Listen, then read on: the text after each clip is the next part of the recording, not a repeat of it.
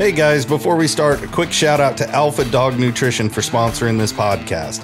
Alpha Dog products are now available at dusupply.com, and you can use code ALPHADOG15 at checkout for 15% off and a credit for free shipping to try it yourself. Now let's get you to your podcast.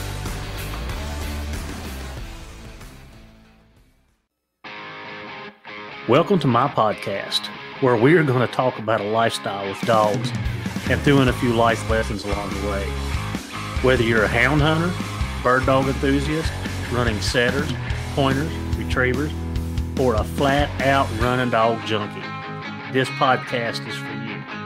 I am your host, Heath Hyatt, a certified law enforcement canine trainer with over 3 decades of personal and professional training and handling experience. It's time for me to pay it forward.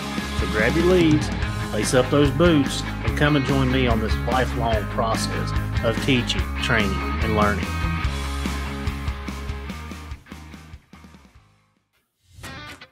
Are you looking to unlock your dog's full potential and give them the best nutrition possible for peak performance? Then look no further. Inukshuk has what you're looking for. Inukshuk's nutrient-dense formulas are crafted to keep your dog's energy high and performance top-notch. Packed with premium proteins and essential fats, Inukshuk delivers the balanced nutrition your dog needs to thrive. From hunting dogs to police canines, Inukshuk is trusted by professionals. Give your dog the power of peak performance with Inukshuk Professional Dog Food. All right, guys, we're going a little bit out of the hound training and the dog training realm today, but we're going to talk about training. It's going to talk about training us instead of the dogs. And I've went through a phase in my life where I was very active and in shape in my out of high school, into my 20s, up into my early 30s when I started the police academy, probably in the best shape of my life. And you get into law enforcement and you think, you need to be in shape because you never know what your day is going to bring to you. And you don't know if you're going to be chasing somebody. You don't know if you're going to be fighting somebody. You just don't know what it's going to lead to. And it's funny that I sat through a class in New Orleans at the HITS conference this past week, and I listened to a debriefing on an officer-involved shooting. The canine handler got shot 3 times, and he's lucky to be alive. He had a pass through his thigh. He had a shot through his neck that missed his spine by like 2 centimeters, and then it shattered his wrist and everything. But the doctors told him, it said, Matt, if you were not in the shape that you were in and you were not active as you were, you would have had a hard time coming out of this. So I've already pre-planned, and I'm trying to get myself back in shape. And I know I haven't talked about it on the podcast, some of the things I just don't talk about. But when I got an office job at the end of last year, I told myself I was going to get back in the gym. And some of you guys don't know that I used to do CrossFit pretty regularly.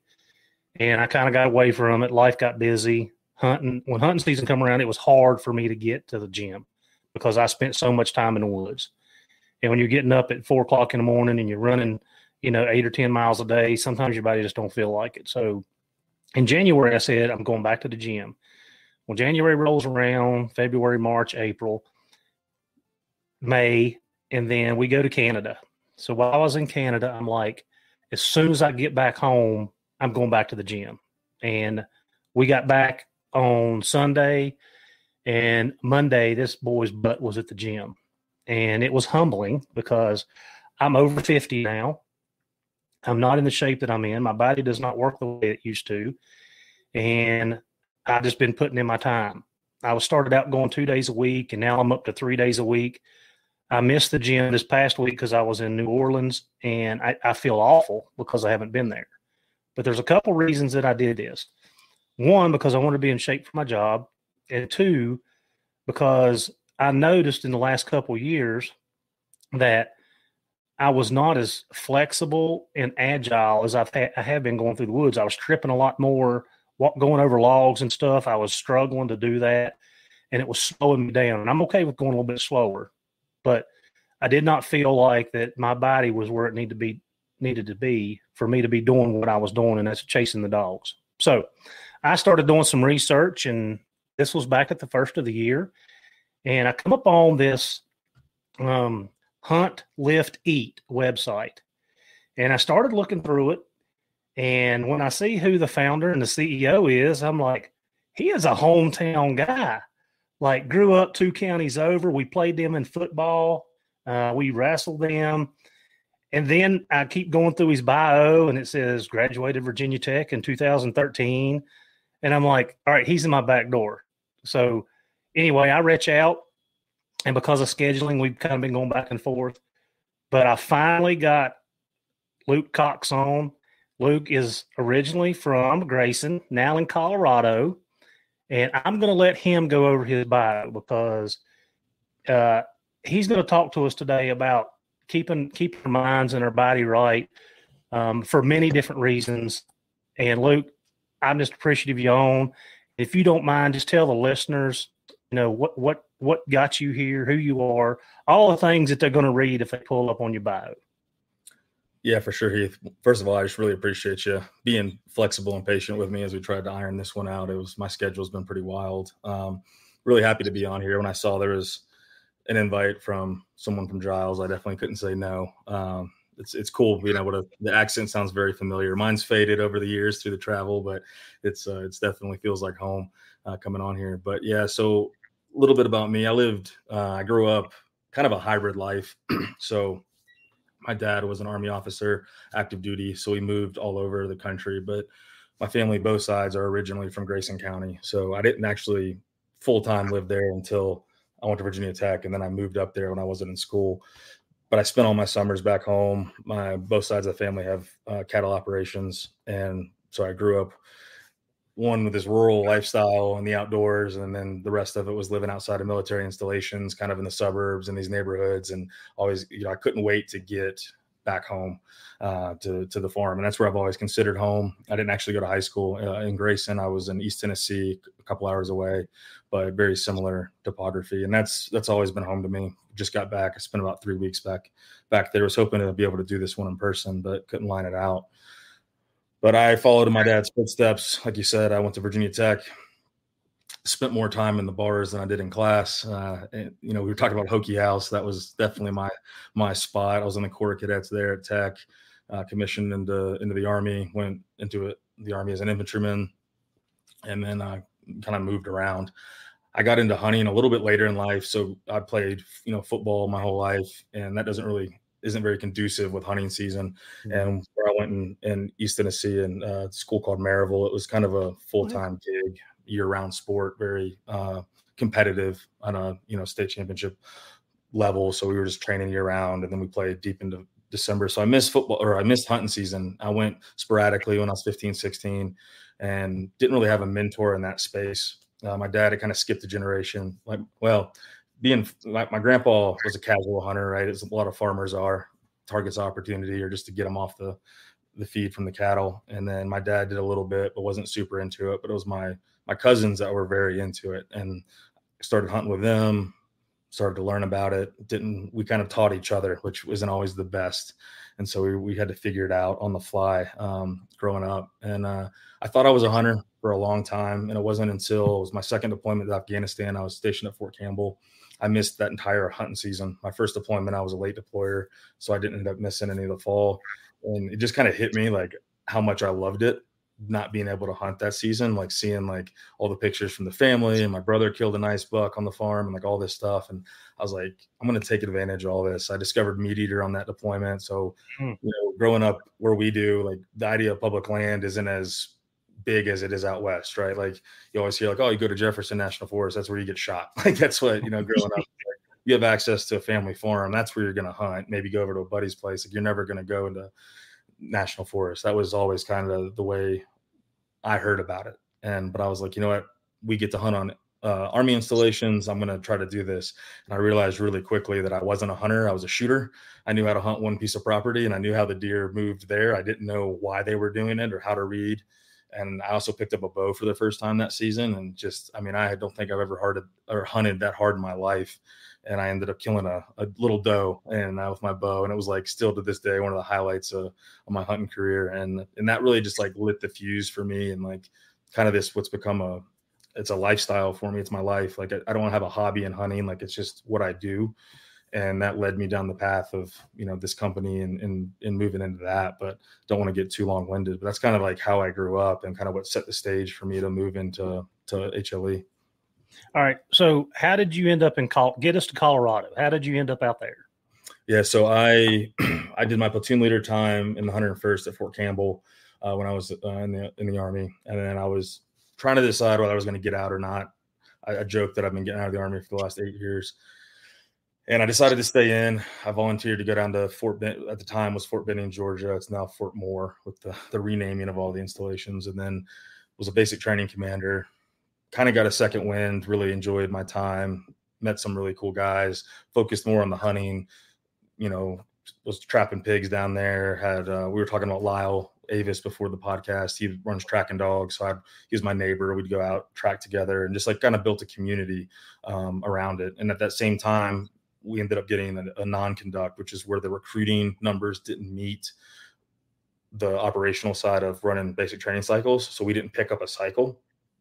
So I found myself during that 10-week period with a lot of time on my hands. And I'd been kind of playing the social media game a little bit.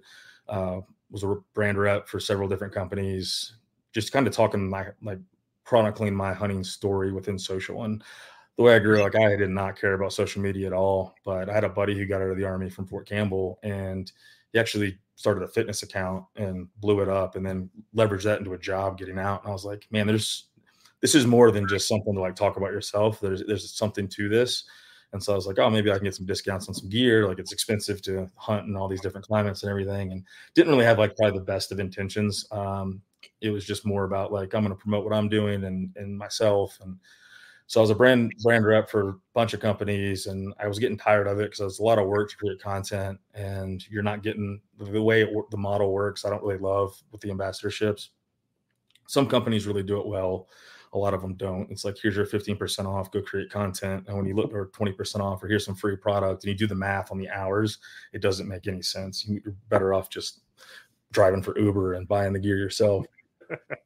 And so I was like, this will be easy, right? I have a bigger following than a lot of these companies. I'm just going to start my own brand. And it wasn't easy, long story short. But I did. I started on a government computer. I made the original designs for HLE in clip art on PowerPoint. Got an embroidery machine and a sewing machine, made some canvas patches, sewed them on blank hats, started selling them through Instagram, launched a website, and then just kind of grew it from there while I was on active duty. I finished my time at Fort Benning right as COVID was hitting. And at that point, like my wife was, like she should have, she thought I was kind of crazy that I was going to be throwing away a lot of money into this whole endeavor. But it started to take off. It was kind of a little bit of, lightning in a bottle with COVID and the e-commerce blow up. And then a lot of people are trying to get into hunting, and all these things were happening at one time. And so like, I'm looking at it and we're selling out of products. Like we can't keep up. At this point, I wasn't making the product anymore. I had manufacturing. I was like, and we had just had a conversation when we were sitting there in quarantine. And I was like, are we going to make a go of this? And she was like, I mean, you should, like, it's here. So we decided to roll with it. And I got stationed in Fort Carson. I was a rifle company commander there in 1/8 Infantry. So it was mechanized. We were on Bradleys and stuff. When I was on staff, it was it was long days, but it was easier. I would get up at 4 a.m. before PT, do all the orders, get them prepped. And then on my lunch, I would go run them to the post office, drop them off, UPS, whatever. And I would just do that day after day. Took command of my schedule, started getting to the office at 4. So my schedule started to get harder and harder. My wife took over fulfillment. Then we ended up bringing in one of her friends, and then just kind of grew it. So that's really what took us to Carson. I tried to get out of the Army after I finished command. They told me no. So I left the family there. I went down to Louisiana for a year. And then I just got out fully in May of this year. That pulled me out of the Army. So now I'm full-time into HLE and the other stuff that we're doing. And yeah, that's kind of the cliff notes, the journey that took us up to this point. Well, I will say, of course, like I said, I live in the woods or the water. I mean, if I'm off, the chances of you finding me in one of those two places is about 98%. unless my daughter's got the volleyball or horse show. That's where I'm at. And during COVID, I have never seen the influx of hunting people or fishing people. You used to know, you've been here. You could go to a stock stream and fish pretty much without running into a handful of people. And during COVID, you could not find a place on the creek that didn't have somebody standing in it already. And same thing with I'm not as fortunate as you. I have to hunt national forest for most of the things. And the first turkey season into COVID, there was people from New Jersey, Pennsylvania, New York, North Carolina. I was seeing a complete influx of people, not only in-state, but out-of-staters too, that were coming to these now. And I asked a couple of them, I'm like, well, how did you find this place? Because it's in the back of middle of nowhere. And they'd be like, oh, we pulled it up on X, or we pulled it up on Hunt Stand, or we just got on Google Earth and we found a nice place. It was National Forest, and here we go. So, I think your timing was probably perfect, because and it's still even carried over. Like, even, we're how many 3 years post remove now, going on to 4 of COVID. Like, there's still a ton of people in the woods. I could turkey hunt the area that I turkey hunt on National Forest and very rarely run into somebody. And you can't even find a parking spot up there now. Yeah, I saw the same thing in Colorado. It's wild. And it's a double-edged sword, right? As we need to have a long-term mindset when it comes to hunting and hunting rights. And like, we're in a fight in Colorado right now as they're trying to ban lion hunting, which I'd love to delve into in a bit. But like, it's good to have more people involved because we have a bigger voice, and it's good that we have, this influx of folks that weren't into this lifestyle, that have found it later in life, that it didn't get passed on, because it's important. But at the same time, the opportunities get less and less, the pressure gets higher, across the board, and then the price goes up, access, leases, guiding, trespass fees, all that stuff increases. And so, and that's what we're running into. When we're seeing it right now with game and fish agencies, like increasing their prices, like fairly significantly, which, I'm a businessman. Like, I understand it. You have a scarce resource, the money goes back into the system, but it also, like, at a certain point within our model, it starts to teeter totter where it's almost like this is an elitist sport. And I don't think that that's good either. So like, it's something that we have to navigate. And I think you see like one side or the other, especially on social media, because we're so polarized, where everybody hates new hunters and thinks they shouldn't get into it and they want to gatekeep. And then there's people that are like, roll the red carpet out. We need everybody out there. And it's like, well, I think there's a happy medium where we need new folks coming in, but they need to understand the broader picture of the reason why we do this, the North American model, the conservation side, the ethical side, and be better hunters themselves. Because like, I can't tell you how many hunts like last year I was hunting antelope with my cousin Perry, because he's actually moving back up to Grayson to Mount Wilson. But we were stalking antelope with the muzzleloaders in eastern Colorado, and like, we had 7 stalks blown by other hunters just walking straight through. And it's really hard not to get mad, and it's like, if you're getting into this, like, learn how to do it. And I don't think people should just like sit on the sidelines forever, but like, find a mentor, find a community, find folks that can help you. Don't go to Facebook pages, but like, learn what you're doing, so you're not, you understand the courtesy side and like the trail etiquette and like all this other stuff that goes into it. Because we got to learn how to share the woods and share the mountain. Because there's been conflicts. I've seen guys getting really heated. Like, it can be a problem if we don't get ahead of it. I think one of the things that I see that I don't like, and you just said it, is common courtesy.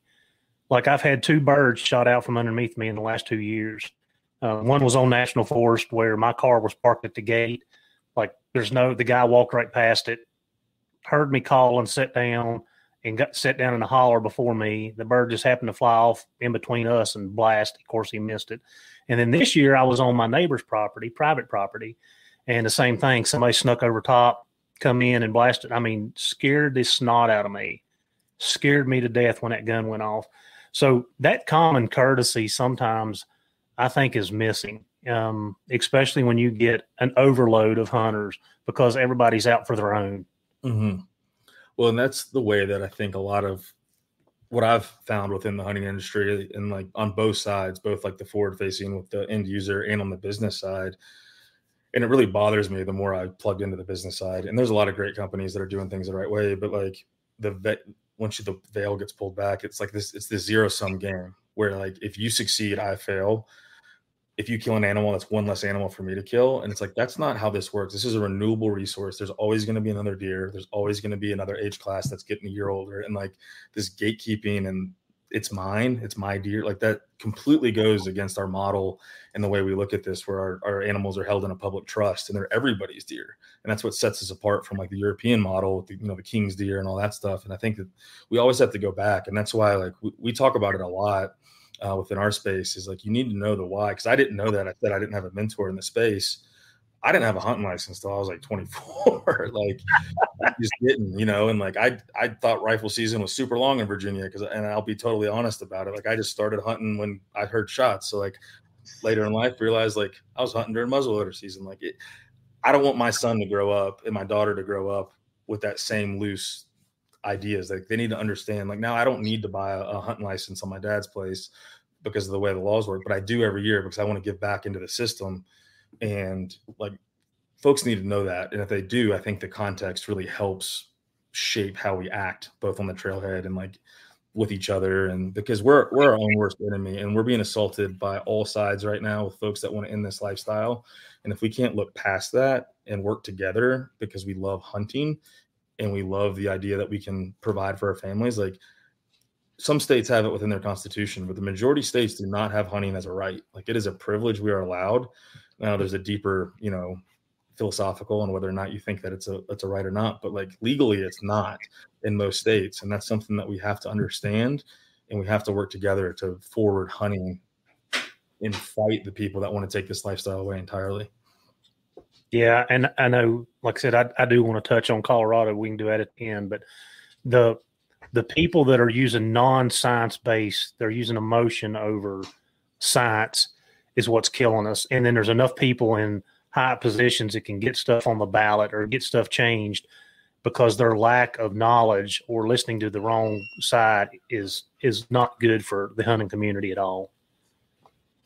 100%. And so it's, ballot box biology, where a lot of these states have, it's a democratic process where if you get enough signatures on an issue, you can push it up to a popular vote.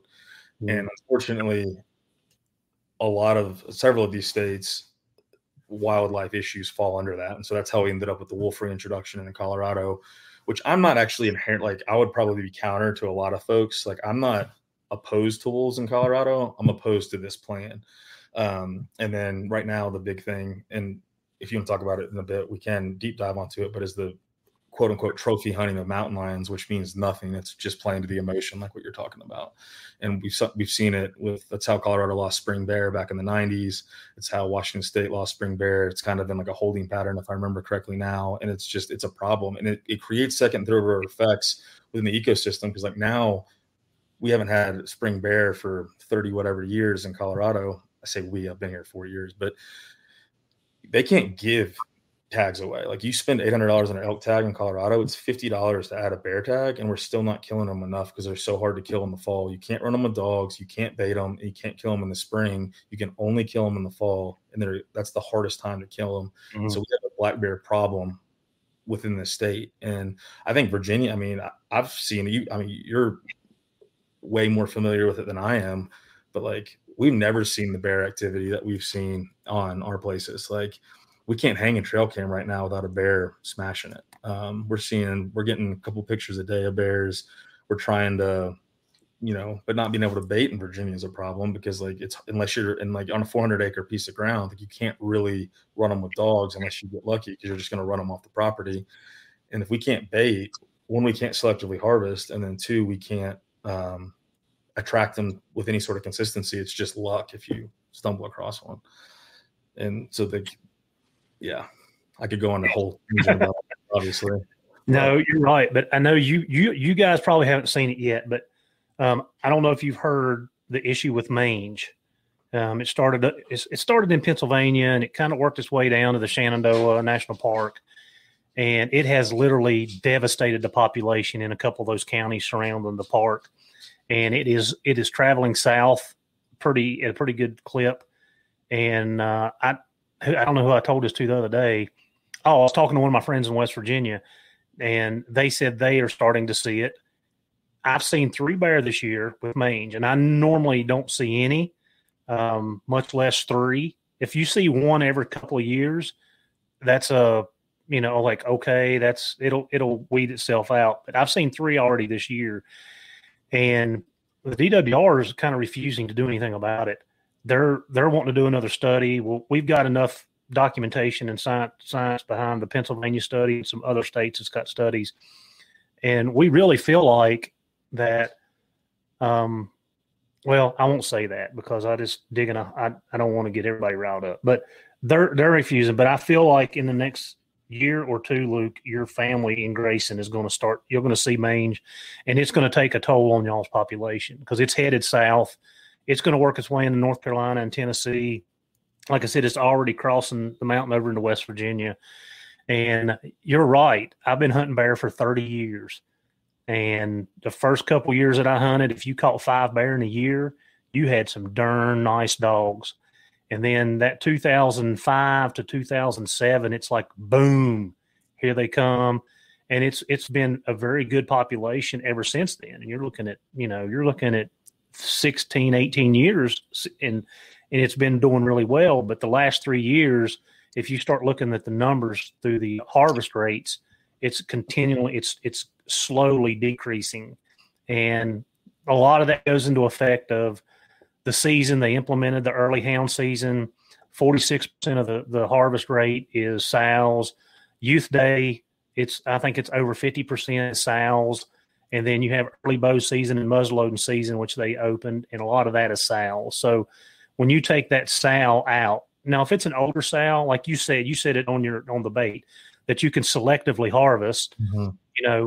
If it's an older sow, it needs to be removed from the breeding pool, then that's fine. But when you're killing these 2 and 3 year old sows that haven't even started to repopulate yet, I mean, you're taking 10 bear out of the equation in 5 years. Like you're just, there's 10 bear and you take another sow and there's 10 bear.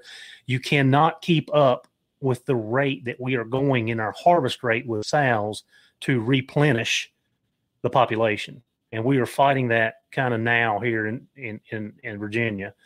So I'm with you on that. I mean, I'm at odds with a lot of things that's going on, but I don't know how we're going to fix it. We're trying, but I don't know how.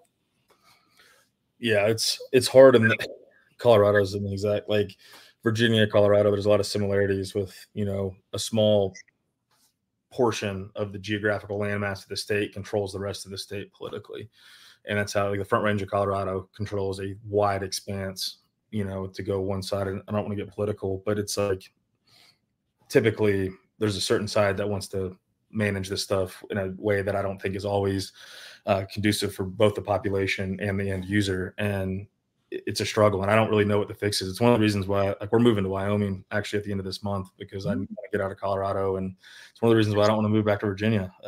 Is I just don't want to be in the political landscape, the taxes, everything else. Like Wyoming's the least amount of taxes in the country, a lot of freedom, and the best resident hunting stuff. And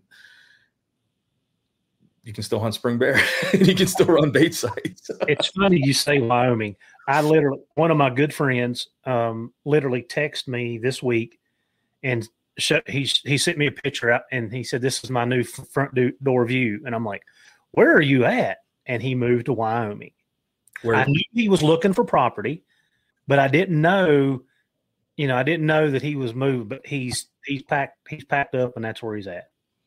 Yeah, it's I love it. I've spent a lot of time there. I've hunted there every year other than the year I was deployed when I was been out west, and it's just a cool place. It feels very much the same type of people that we have in southwestern Virginia, and the state as a whole is very, like, hunting is part of their constitution, and I think that's important. But yeah, back to it's hard because, like, what we've seen in Grayson is, like, the bears are becoming problematic. Like we've never had the issues with the numbers to where they're getting into the barn lot. They're, my dad with the predation on calves, that's increased. And, like, he's like, kill every bear you can see. And I'm like, well, one, Dad, I think there's limits to this. And like, it's not like the old days. Like now I really follow all these rules, and I get his perspective because he's running cattle. And there's got to be some sort of balance here to where we can manage the population, keep the numbers where they need to be, selectively harvest those mature ones. So we have a younger, age class that's producing, stronger populations, limit the numbers so we can keep the mange down. Because you're mentioning the mange. We saw a bear, and that actually, like, I think it had mange. Like, that was the first, like, we have a group chat between all the guys that hunt on the one property, and my cousin dropped a picture, and then my other cousin was like, dude, that's a mangy looking bear.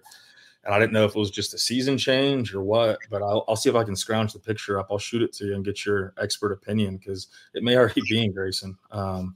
It didn't look right. It looked a little emaciated and kind of patchy. Well, and there's two types of mange too. The sarcoptic mange is what's hurting us. That's the mite that gets underneath the skin.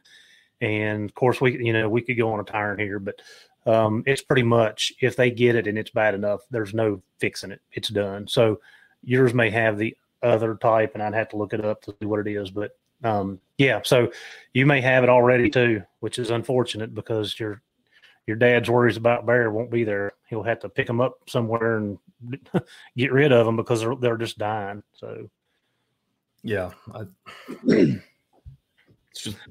dovetails into the whole CWD thing too, and how some areas are managing it, some aren't, and some of it's overblown, and some of it's not. Just all this stuff is like this teeter-totter of information. It's overwhelming sometimes.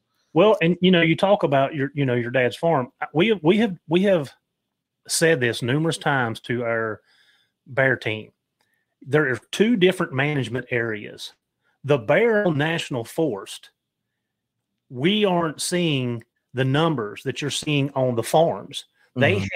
They have went to these farms, and like I said, I don't know the acreage. I don't know. I know y'all have Grayson Highlands and everything, but like trying to get out of people's property that, like you said, I turn loose on 200-acre farm. My dogs are 4 farms over treed, which, the farmers don't want your dogs in there because they feel like they're running their cattle and everything else.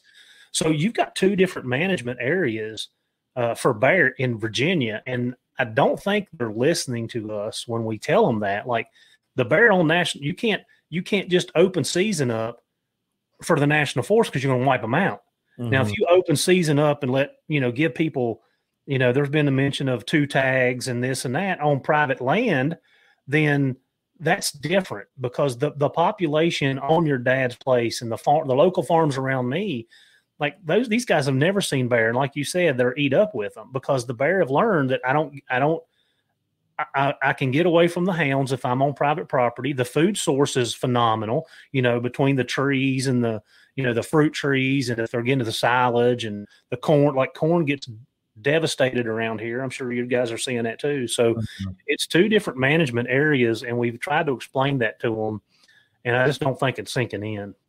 No, I think that's a great point. And, if I could wave a magic wand, I think we need to be able to bait. And I used to be super anti-baiting until I learned more about it.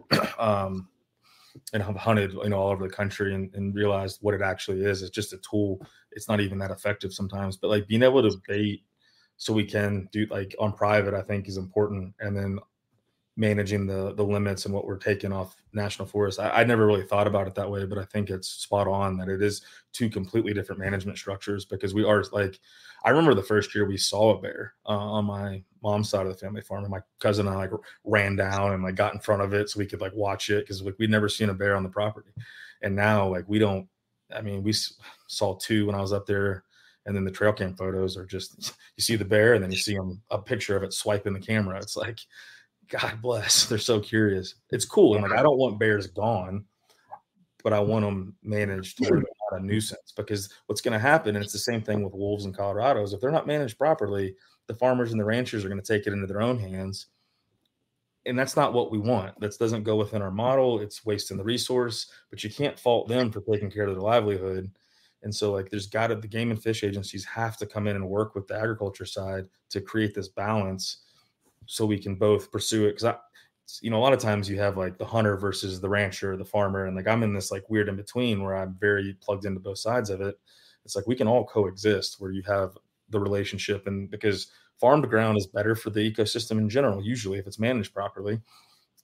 And so if we can work together, and it's happening in certain areas in certain states, and you know, a lot of the programs out west are great for that, but we can do a better job across the board. If we can get the politics out, we're only doing science-based management. That's really what we have to do. Get rid of the politics, listen to the biologists.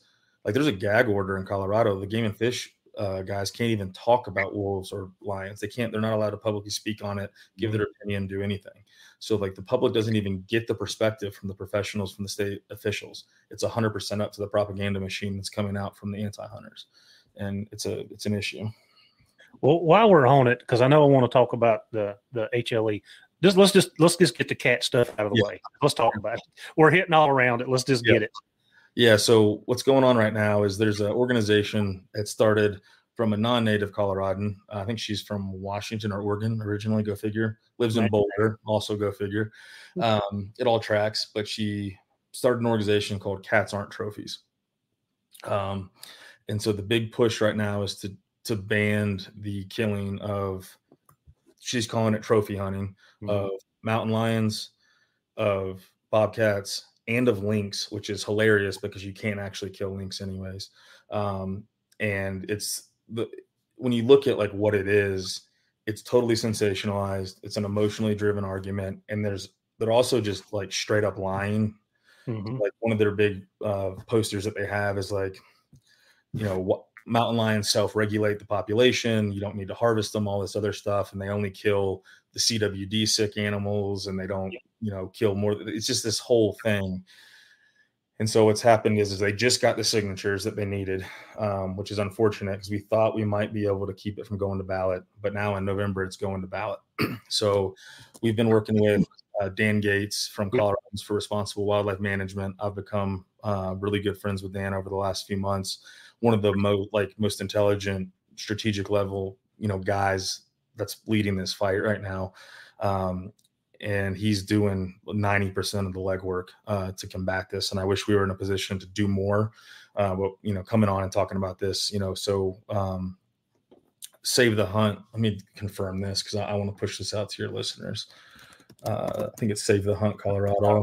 It is. Yeah. I'm familiar with all this. Yes. So Save the Hunt Colorado is the name of his website. And so I highly, like, if you guys, you know, I'm assuming a lot of your listener base might not be from Colorado, but this goes far beyond Colorado. Like, this isn't the way that the antis, they look at this as a series of campaigns. And so they're going after the low-hanging fruit. They're going after trapping. They're going after predator hunting. They want to reintroduce wolves. And so when you look at this higher level of strategic thinking, it's like, and you can walk the dog on this to where, okay, we reintroduce wolves into Colorado, right? So we have a population of wolves that can manage the large population of ungulates, right? Supposedly the largest elk herd in Colorado. That's debatable, or in the world.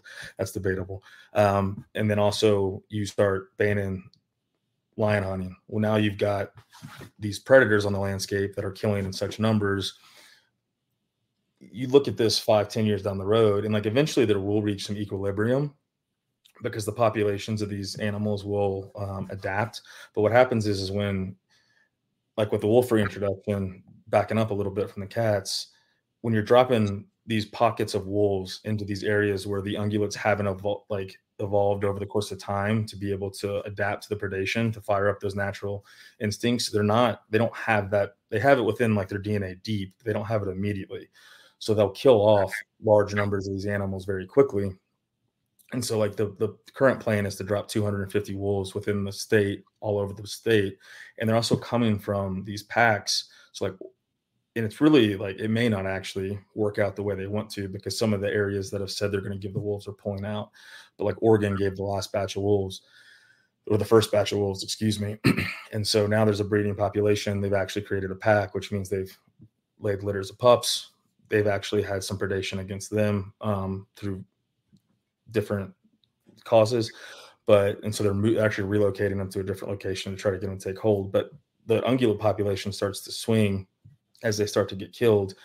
And when you look at the historical range of elk, elk aren't a mountain species the way we see them today. They're actually more of a plains animal that would migrate up into the mountains, into the high country when it got hot, and they would come back into the plains.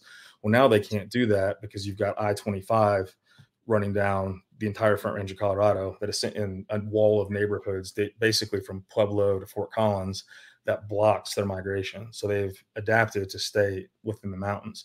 Well, then they used to winter in the moose as well. They would drop down into the lower elevations. Well, now in Colorado, you've got a ski town in damn near every valley within Colorado. So they don't have those natural areas to get away from the animals. Well, if they're hanging out at higher elevations than they historically would, a 600-pound bull or, you know, 1,000-pound moose, these animals can't move on top of the snow. So if they're in deep snow, a wolf can move on top of the snow because it's significantly lighter. So they can kill at a much higher rate than they would have without these other mitigating factors. And you don't have the wide expanse of wilderness in Colorado that you have in Montana and Idaho, even Wyoming, where you've got these huge centers. Like hunting in Colorado on public land, you can't go deep enough before you start shortening like the distance on the outside of the area. We don't have the expanses that you have in these other states. And so when you look at it from a predation standpoint, there's going to be a large kill off. Like it's just inevitable. And if you take cougar management and mountain lion management, they will kill at a higher rate too. They kill us. I don't want to quote the numbers because I'm rusty, but they kill a significant amount of deer and elk, primarily deer, and then they'll predate on calves. But like per year, if they will actually kill more animals when there's a wolf presence, which I found extremely fascinating because the wolves will trail the cats. And so you'll see a cat kill an animal to leave it so the wolves get off its trail and scavenge that deer, and then they'll go on. So they'll actually kill at a higher rate. And so if I'm a strategic level person who wants to see the banning of the entire, hunting ecosystem, if I can attack those low-hanging fruit where it's an easy emotional response, now I can start to shape the narrative to where within the North American model, because the populations don't support it, we actually can't hunt and we don't have an argument anymore because the predation is happening at such a high rate from the predators. That's kind of their strategic level. And it's not just in Colorado. Washington, Oregon, they're hitting all these states where the political divide is high, so they can use those as the battleground states. But the overall intent, and they've been transparent, and Dan will talk about this, and he's got the sound bites. Some of they're not all within the same level of extreme, but the far extreme of these folks, they want to ban owning a dog, of agriculture, of any sort of animal husbandry. They think that animals, like it is like a true extremist mentality, and that their end state is that they want to see the complete and total banning. Now, is that realistic? Probably not, but that's where they want to go, and they're willing to do and say whatever they can to get there. So like Cats Not Trophies is not a super huge organization, but they're funded by some of these other, and this is what happens is when one of these fights starts, these other organizations will come in the backside for consulting, funding, legal stuff, propaganda. So like Carol Baskins from Tiger King is actually involved in this. A couple of the other larger anti-hunting organizations are involved, and it's wild. And like when you look at what actually happens when you ban mountain lion hunting, California is the poster child for this. Yep. So you can't kill cats in California. The state kills more cats in California now than were killed when they had to quota. Right. And they use paid killers. They come in there, they kill them, and they leave them. And so if you guys aren't familiar with mountain lion hunting, it's not trophy hunting. Like people eat cats. It sounds weird for everybody to think about, but like mountain lion meat, when you talk to the old guys that do this, that's their favorite meat because it's a lot like pork. And so it's like a delicacy within the space. And it's a small percentage of hunters that actually hunt mountain lions. And so it becomes very easy for us to be like, well, I don't hunt cats. I'm never going to go hunt a mountain lion out west. I don't care. What you guys, that are listening need to understand, this will come to your state eventually, and it's going to come to your species eventually. And so that's why we have to have this unified front, to combat this. And so like Dan Gates, like I'm very selective with who we partner with and who I'll endorse because I've gotten burned with nonprofits in the past. I can't speak more highly of Dan, what he's doing with CRWM and the strategic level of like insight that he has and how deep he's looking out. If we can defeat this ballot, we're no longer on the defensive. He's got a whole plan for us to keep going. So like your dollars don't end with this fight. If you guys go and like anything helps, like $20, $10, $15, like All the money goes back into the fight. He's running paid ads on social. He's bringing in people that don't look like him. That's what he realized. Like, he looks like a grizzled mountain man. Like, he looks like the dude on this picture back here. So he brings in like young women who are hunters that get up there and to be a voice, and moms and people that care about this, that don't look like the stereotypical hunter that gets demonized across Disney and all these other things. So that's my pitch. If you guys are gonna do anything, like, definitely get involved, because this fight is big, and then educate yourself so you can talk about it, because when you're just sitting there and having conversations with folks in your network that don't hunt, like, being able to clearly articulate why we do what we do is so important into spreading the message and like keeping us moving forward in the right direction. Because it's a fight, and like, it's not going to end. Like, this is, I'd say the first battle was Spring Bear, which we lost unequivocally, but we only lost the wolf reintroduction by a handful of votes, which tells me that we're like this close. And if we can just come together as an organization, or as an industry, I guess, for lack of a better term, and move forward together, we can push back on this. There's sometimes a fatalist attitude of like, they're just going to win, but we have science and facts on our side. And if we can get through the emotional BS and the propaganda and like lay it out, like, that's the most important part. All right, I'm off my soapbox. No, that's all good information. And like I said, we're very vested in Colorado. All of my listeners will know about it because we're hound hunters, and we're hound hunters from all over the United States. So, I've got people in Oregon and California and Colorado and New Mexico and Arizona listening. So everybody's very in tune with what's going on. Dan, I don't know who posted the video. I think it was Dan on Instagram here this week, and he had somebody testifying about being able to manage, pick out the tracks and not harvest the females, and it was very informational, the stuff that he's putting out, and I think everybody's behind it. And in fact, the day that I seen it pop up, come on the ballot, that it was going to be on the ballot, I text Naomi Harsh, and she works for Sportsman's Alliance, because I know they're in this fight too. And I was like, I thought it was not going to go. And she's like, yeah, we're all disappointed to see that pop up. So yeah, we're all with it. And, look, that's one thing that it's hard to get the deer hunters and turkey hunters and everybody on the same page with the hound hunters, and vice versa, because what happens in Colorado is going to come to Virginia next. Mm-hmm. We all know that. And I went on a rant on one of my podcasts last week.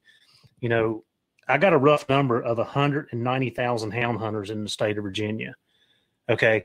DWR put out a 2-week comment period about the trespassing while hunting. We have the right to retrieve law, but they're trying to pass it because the landowners, 13 of them, those 13 landowners, have been fussing about people turning loose in the middle of the road and then running through their 15 acres, which we got to police ourselves. We shouldn't be doing that. Whoever's doing that shouldn't be doing that. But anyway, a rough number of 190,000 hound hunters, and we got 369 comments. So one of my buddies, me and James, started posting it on our social media, and before the week was over, we had a little over 1,200. But still, 1,200 out of 190,000. Guys, it's in your backyard, and you better defend what you got. And they're not doing it. It's like, how do we get these people to understand that we all have to do this together. We all have to get in this, and we've got to work together and take care of this. And it's hard to get everybody on the same page. Yeah, it is. And I was talking to one of my buddies. He owns Infinite Outdoors, which is a private land access app, and Sam Seaton. And he worded it the best way that it kind of made sense to me. Is just like, when you look at the opposition, they have a collectivist mentality. And that's why it's so easy to get them to come together to back stuff. When you look at folks that live our lifestyle, we're very individualistic, right? Individual rights. We want to live our life. We want to be left alone. And so we have that mentality to a fault. And like, I have that, right? Like, I just want to hang out with my friends and my family, do cool stuff, try to make a little money, make a living, and like live life. But if we don't come together, if we don't realize that we can lose this and get involved in, look a little bit more collectivist, not on a, you know, extreme level, but like to the point that we're all in this fight together, we're going to implode. And we're seeing it, you know, and there's so much infighting, like who hunts this with that, the bow hunters versus the gun hunters versus the trad hunt. Like the fact that like trad hunters and bow hunters fight, and then God forbid you run a crossbow, and then, oh, your hunt rifle, it's easy. Like, it's just like, oh my gosh, like, what are we doing? We're all just hunters. We're all here to do this. Like, if you hunt over bait, you suck. If you do this, and like, it's just, you see it all the time. And we see it in our comments. Like, we get more hate from other hunters than we do from anti-hunters. And it's like, why are we doing this? We're all here because we're passionate about the same thing. We have to work together to better it, to educate each other, and to save it, because we will lose it, you know, and it might take 5 years. It might take 10 years. It may take 50. Like, but I want my son and my daughter, who are 3 and 1, to be able to do this to the level that I am. And they're not going to be if we keep going the rate we're going. Nope. I've said the same thing. I want my kids and, you know, grandkids to be able to enjoy the things that I've enjoyed, because hunting and fishing has kept me out of trouble through life. It has got me through hard times.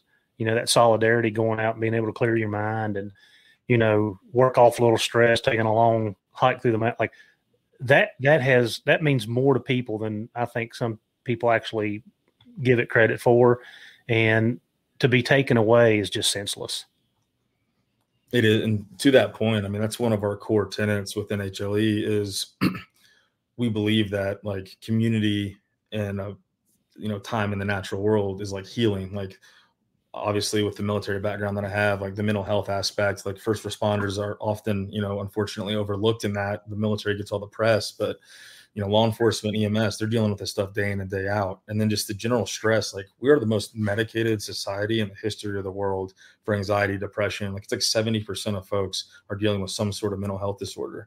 It's like, if you eat clean, eat the way we were supposed to eat, you get physically fit, you surround yourself with a group of like-minded folks, and you spend time outside, I bet 90% of your problems will dry up right there.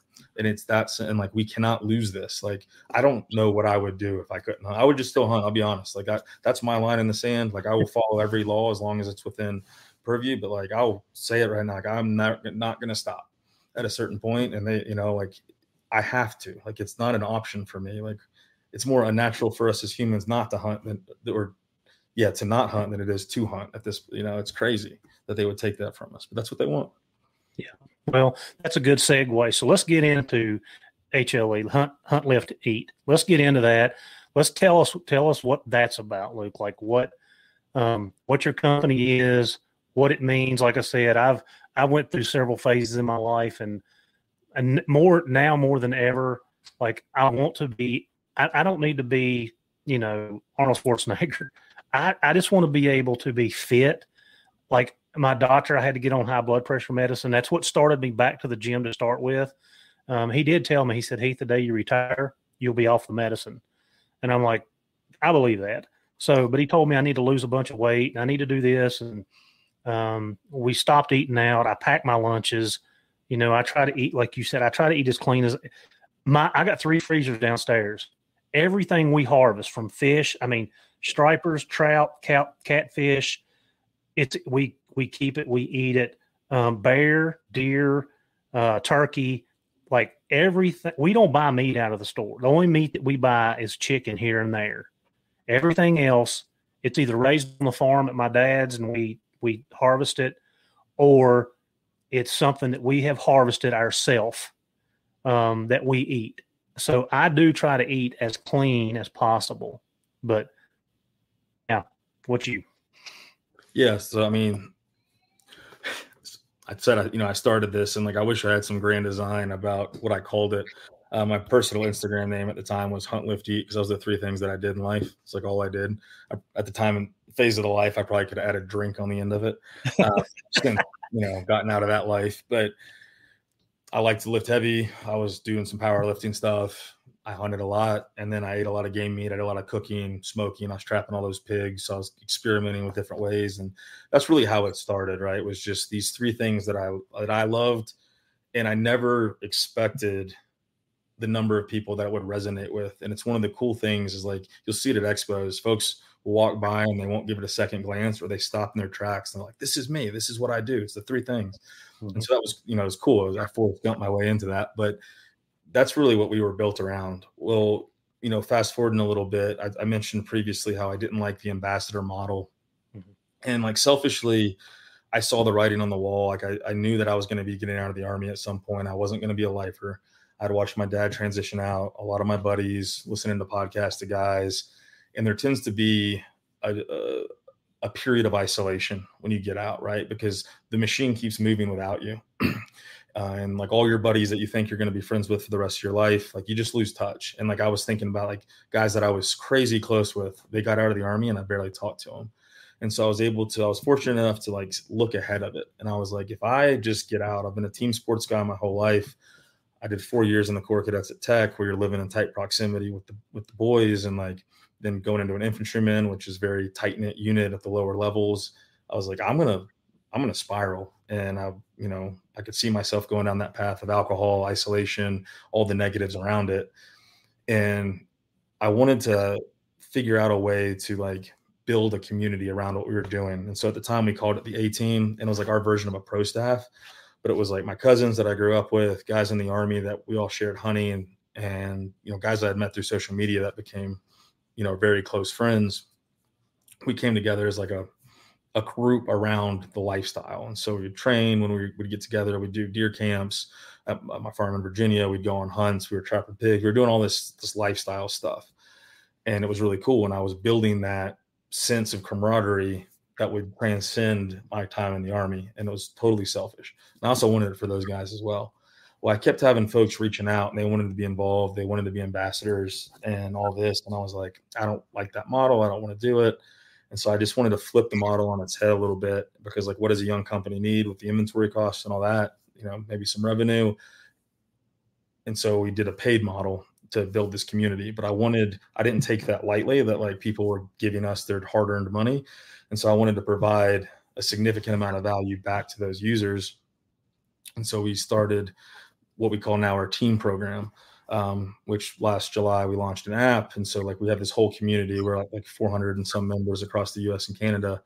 And we get together in person for in-person events. There's regional meetups and groups. We have some mentorship stuff. We do hunts. We do a seminar every month where we're talking about hunting, fitness, nutrition. Me or one of the other guys has a mindset call at the end of every month where we're talking about nothing with hunting. It's like living a purpose-driven life, entrepreneurship, goal setting, vision mapping, like things that'll like progress you, because I believe in a holistic approach. And so we've just tried to build a space where like people can ask questions without getting smashed in the comments. They can reach out, they can build real relationships. There's like a vetting process that we go through, so we're getting the right people. And we just want to build a community. And like that became the center of gravity of what the company is. Like the t-shirts and the merch is fine and it's cool, and that's kind of the window dressing. But the team program is like the center of what we do. We actually shut off new applications because we grew too fast. We actually outgrew some of our ability to manage it. So we're like restructuring everything on the back end now. But yeah, I mean, that's really what Huntlifteat is. It's a community for folks that are like-minded, that share a high value set, that can be a glue. And like people that I've met through this company are like my best friends, like, and through the team. Carter's my daughter's godfather, and we met on Instagram. Like it's crazy. Like our wives still call them our social media boyfriends. And but when you can share something around a passion and have that foundation of a relationship, and then have that same value set of morality and ethics and like where you're at, and in a time where I think society has a lot of ethical drift across the board, I think it's really important to have hard lines for like who you are.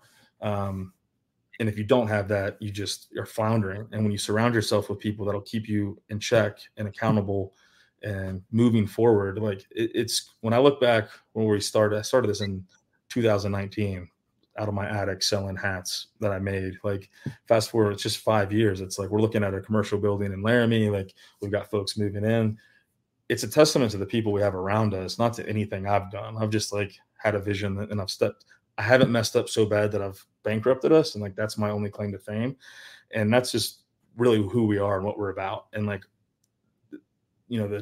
So our 3 tenets are community, craft, and conservation. So the community side, I kind of just hit on. The craft side comes into the education. It comes into the training, keeping your body right, your physical fitness, your nutrition. What are you doing? Like broadening your skill set, both as a hunter, as a conservationist, as a marksman, like all these things, just getting better and better. And then on, the conservation piece as a whole, it's getting involved in the stuff we were just talking about, these fights, like being an activist in a positive way, not an extremist, but having an active voice, talking to game and fish agencies. And like, we're getting to the point now where we're able to finally start, putting some of our dollars and money where our mouth is. So like, we're working to put 5% of all of our sales going to CRWM. And, in the future, we want to broaden that out, but like right now, the focus is on Colorado. And so that's really like who we are and what our tenets are. Cause I think we've got so many problems within our society. Like, I want to make money and I would love to grow this into a super, successful large business, but it's a lot deeper than that for me. It's like, what are we doing as people? And can we build a community within the community that is high value, that can go back and be leaders and affect some change at a grassroots level? Because if not, like, I don't know what direction our country is going to go. But yeah, that's kind of the down and dirty of HLE and what we're all about. Yeah, and I think that's what caught my attention because, hunting. Like I said, I wasn't big. I wasn't big into the lifting, but hunting and fishing, eating what we provide for ourselves is huge and it's always been that way in my life. It's not like you said, it's a way of life. It's just not a thing. Yeah. We've done it for since I took my first animal, whatever that may have been. Growing up with 5 brothers and sisters, like the deer actually, that fed us for a long time. Like, back then, that was a lot. So that's what caught my attention. And then the lift part, working out, keeping yourself in shape. And I get it all the time that, the better care you take of yourself, the longer you can be on this earth. And that's important to me, for the ones that are around me, my children. Like, I do want to be here as long as I possibly can. And I want to be able to, walk, get out, and whatever you do, I don't want somebody to have to take care of me. So that changed my mindset a little bit. And that's why I got back in the gym, doing the things that I'm doing. And like I told you before, I told my CrossFit coach, I'm like, CrossFit sucks. He's like, what do you mean? I said, I walked 6.6 miles a day and I couldn't hardly make it back to the truck. It killed me. And he was like, yeah, but just think, if you hadn't been in CrossFit, you couldn't have made it 6. I said, yeah, I would have made it. I said, because it's completely different than what I'm doing in here. But I can feel the difference now. Like, I can, there's a couple things that's a little bit easier. My legs aren't getting tired like normally when you're pulling these mountains. You walk up a ridge and your calves are burning or your thighs are about to fall off. And, I don't feel that way right now. So it is helping. But, man, that day that I did that hike, and I know 6.6 miles is nothing, but you've been in the laurel thickets and crawled through them things and down through the creeks. And, I had to get around a big old ledge down in this laurel thicket. And then we got into bees. It was like, man, it pushed every button I had that day. So that's why I got back into it. But like I said, that's what caught my eye when I pulled this up, with your stuff. And then, like I said, when I seen you as hometown, I was like, that's even better. No, yeah, it's awesome. I love that we're able to do this. But, to the fitness piece, and I feel like I've been on a soapbox this whole podcast. I'm not an expert at anything. I'm out of shape right now compared to how I normally am. The business and the travel is worn on me. As my life slows down here post move, I've got the same mark on the thing. It's like, I got to get back into it, and I got my goals set. And I think that's important too, is to understand the season of life that you're in. And sometimes you can't do everything at once, but it's like, pick something. And I used to be this, I'm going to do it all at once, right? Like, I'd quit drinking, I would eat super clean, and I would start hitting the gym. And like, when I'm a boulder, like, once I start moving, it's hard to stop my direction, but the second it stops, it's hard for me to keep going and pick it back up.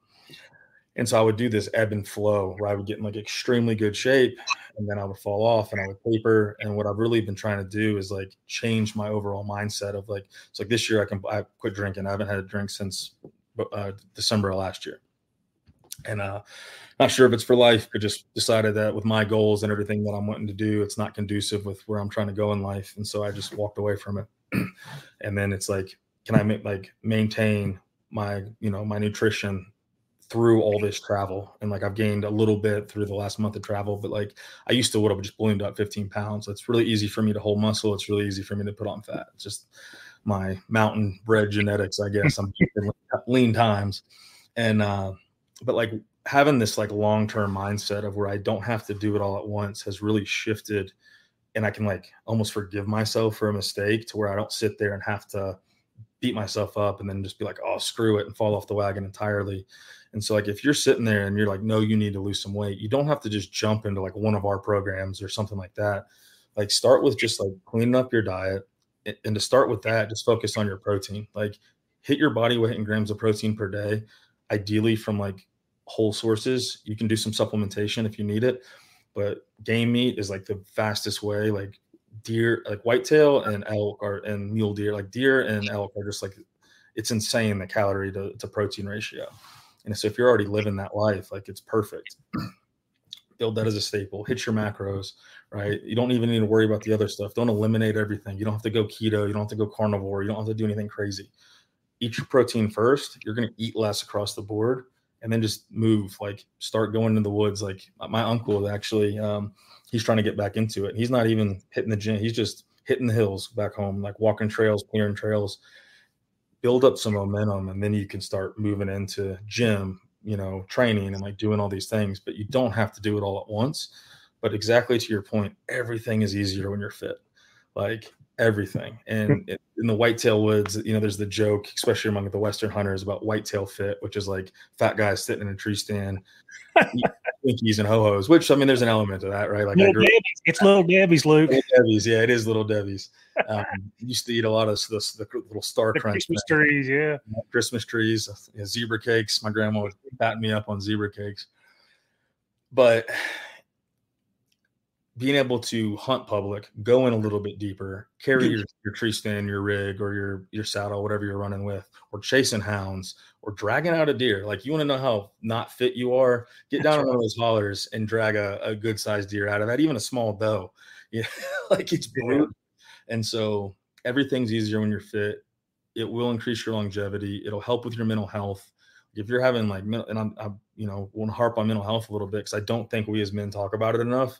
Mm-hmm. I've really been opening up a lot more about it. If you're having issues, like start with just some momentum physically, and you would be shocked. Get some sunlight, get outside and walk, do these little things. And then as you got that momentum going, look at a trainer or a coach or some programming or something like that, because like getting the CrossFit, like I've got a love-hate with CrossFit. I used to do it a lot. CrossFit Blacksburg there and outside the town.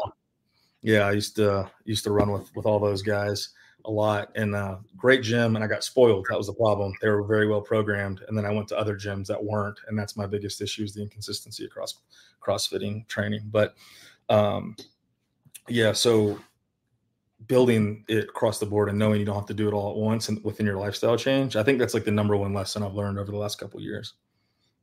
Yeah. And you were talking about the protein, the grams, I've been trying to do that. And I know I've been sitting here drinking water the whole time. Like my water intake, I had a 26 ounce Yeti, and I got a 46, and I'm drinking almost 2 of those a day now. But I was making myself at first, but the more I worked out, it seemed like I wanted it. So that it became very easy. So my water intake has definitely changed. And I feel like, to say I feel better, I mean, I do, but I think that's the part of the working out part. But I've never been a big, drinking pop or soda, whatever you call it. Sweet tea in the South, in Southwestern Virginia is my nemesis, and I could drink gallons of it. And I've cut back on it so much, and been, supplementing everything with water. So I'm trying to get there. And one of my partners that I work with him, and he does CrossFit too. We were at CrossFit one evening, and he's like, well, what do you think? And I'm like, I'm not where I want to be. And he's like, Heath, you've not done this for a long time. And I was like, I know, but I feel like with my abilities, that I should be doing more. And he's like, just give it some time. Give it 6 months. And of course, I'm not 6 months in yet, but he's like, give it 6 months. And he said, you'll get there. So what you're saying about it don't have to be done in a day is very accurate. Extending your time horizon for everything, I think, is one of the most important, like business, like fitness, like the goal, like falling in love with the process, right? Like not worrying about just the end result. Like I want to sit here at, 10% body fat with a six pack looking like I'm 23 again.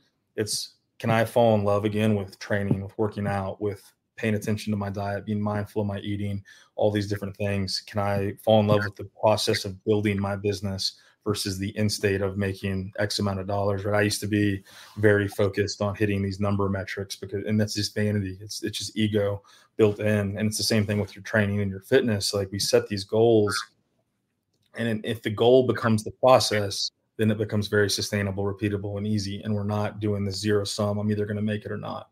And so like if my goal is it's not that I'm going to get down to 10% body fat. It's that I'm going to do the things that somebody at 10% body fat does. Then you're going to get there. And whether it takes 6 months, 12 months, 18 months, it doesn't matter. What matters is that you're doing the things that you need to do. It's the same thing if you want to be a millionaire, right? Like I'm going to do the things that a millionaire would do to build these repetitions of action. And you focus on the action and not on the end result. You still have to have a goalpost in the direction you're going for your azimuth, obviously, but the core focus becomes the process. And that was like a huge unlock to me that has just completely changed how I do everything in life. Even like my relationship with my wife and my kids, it's like focusing on the little actions, not the big thing. It makes it's how do you eat an elephant, right? One bite at a time. And it becomes so much easier. Yeah. Yeah. Well, we wrap this up. I think this has been a great conversation, even though we didn't talk about the hunting and lifting and eating as much, but it's definitely a lot of things going on within our country that people need to take notice of. They need to get involved, and they need to be able to, we hear everybody say it in the political world, you need to step across the aisle. Well, yeah, as hunters, we've got to step across the species, like you said, because if we do not get on the same page, we are just cutting our own throat. Yeah, well said. And I'll even challenge it a step further. It's not even just across the species. It is completely across the aisle, because one thing that has blown my mind that I've seen with our community, our membership, is the number of non-hunters that have actually joined up to learn hunting. And then the number of them that actually came from the vegan camp. And when you take out the core focus, like the core extremists that are the animal rights and the vegans and the ones that are like crazy, a lot of people turn to veganism because they want a healthier lifestyle. They want less of an impact. They're anti-industrial farming and the agriculture that's going on with the concentrated animal feedlots and the, what's this industrialized mass production of livestock.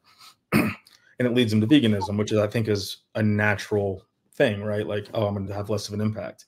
Well, a lot of those folks, it's not a hard sell if you can clearly articulate what we're doing and what our core lifestyle is and why we do it, for them to realize like, oh, hunting is everything I want, and I'm getting the health benefits of this clean meat, this clean protein, without the health complications that happens from long-term veganism.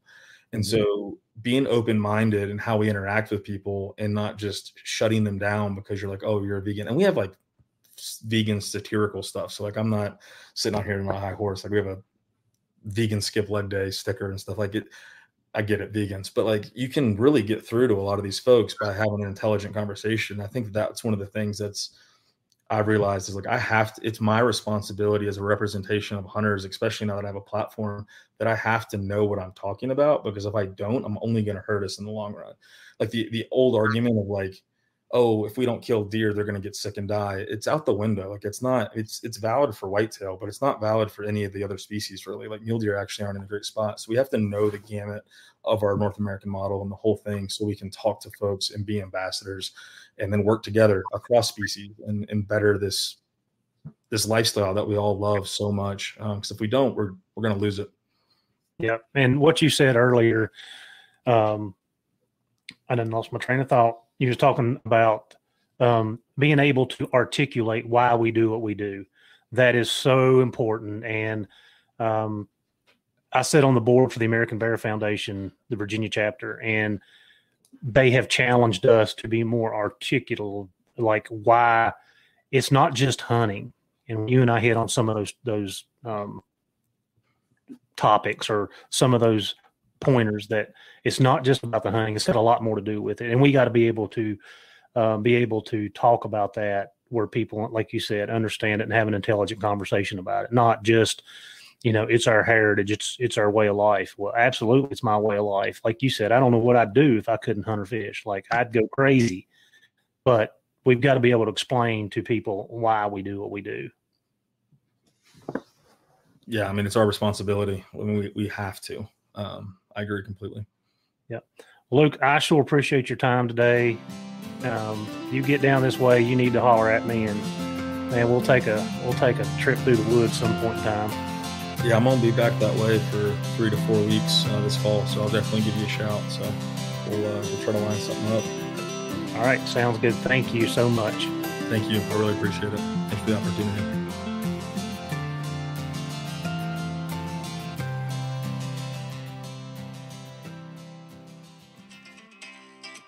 Do you like to be outdoors like I do? If so, unlock the wilderness with onX Maps. It is your ultimate guide to exploring, hunting, and conquering the great outdoors. With detailed maps, real-time tracking, and exclusive access to public and private lands, onX Maps is your key to adventure. Discover the possibilities and never get lost again with onX. So subscribe today using the promo code K920, letter K, number 9, 20, and know where you stand.